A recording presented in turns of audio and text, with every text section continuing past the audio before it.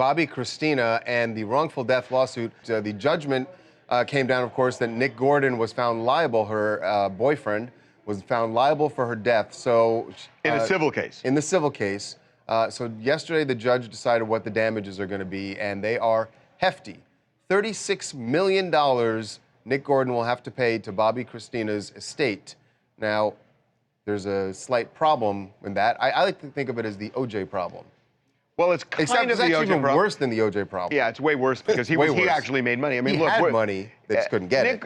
It's almost like Mini-Me came up with the $36 million, and he's kind of doing this thing, you know. And the idea here is that, look, Nick Gordon doesn't have any money. And he didn't even defend this case. He never showed up in court. This was a default judgment. Yeah. So it's sort of like, yeah, fine, make it $8 billion or whatever it is. He doesn't have it. So it's all funny money to him.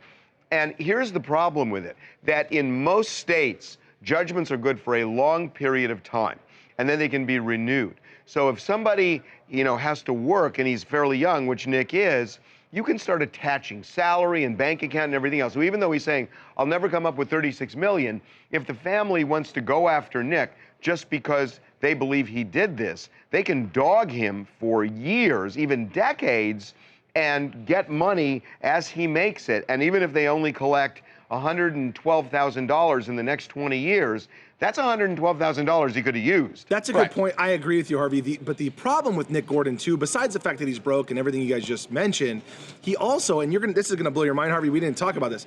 You do realize he's still under criminal investigation for the death of Bobbi Kristina. So his only money he made off interviews and Dr. Phil and all those things that he did, the setup with the paparazzi, all the money he makes goes to the lawyers. He does have lawyers to handle the criminal case so that he doesn't spend the rest of his life in jail. So at this point, hey, I owe $36 million to somebody, great. I have $300 in the bank. Doesn't matter. You can't take it. What I don't want is to spend my life in jail in case they come back with charges. So that was the other thing going on here with Nick Gordon, that he just doesn't care because, like you said, you know what? You'll get it if I win the lottery, is what one of the people told me that's in his camp. Hey guys, it's Melody Fresh from Detroit. The only way they're going to get 36 whole dollars is if he wins the lottery. And if he ends up going to jail, he's making license plates. They're still not going to get any money. So unfortunately, it's just a pretty sad case because where are you going to get it?